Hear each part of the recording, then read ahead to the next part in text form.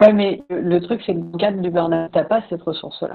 Mais oui. Quand tu es dans cet état-là, ta peur, elle est plus forte que toi. Ton esprit tourne vraiment en bourrique, quoi. Je veux dire, t'as absolument pas du tout la même conscience de réalité que quand tu vas bien, quoi.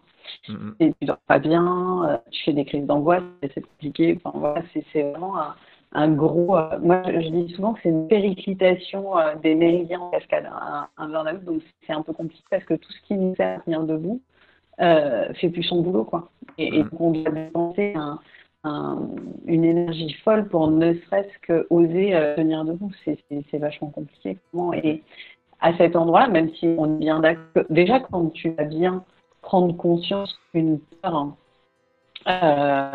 c'est plutôt l'histoire du monstre du placard et que si tu l'ouvres, tout ira bien, c'est compliqué.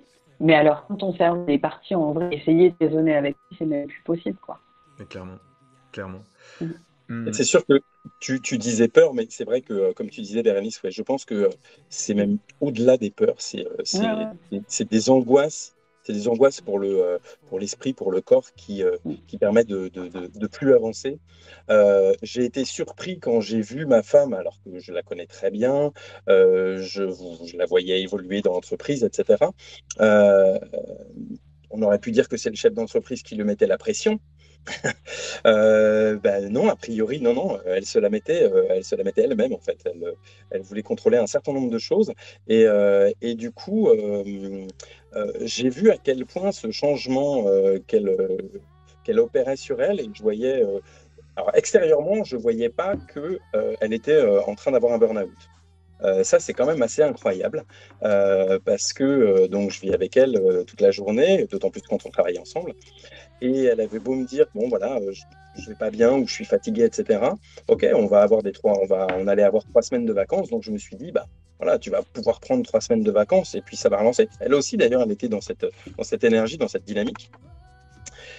Et puis au bout des 3 semaines en fait de vacances, qui me semblaient suffisantes pour qu'elle reprenne toute cette dynamique, bah on est arrivé le premier jour en voiture face à l'entreprise et là, crise d'angoisse.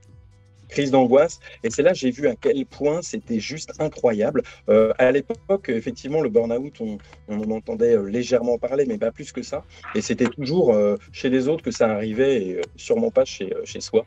Euh, et là, j'ai été vraiment, ça a été un coup de massue, vraiment, de comprendre à quel point rien que le fait de voir l'entreprise, d'un seul coup devenir une crise d'angoisse. Donc après, il y a une espèce de protection du corps, mais du cerveau, qui se met en place, et d'un seul coup, il n'y a plus rien qui rentre.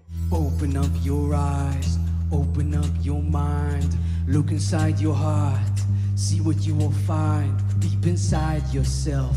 Things are more than they seem. Are you a slave to your desires or the master of your dreams?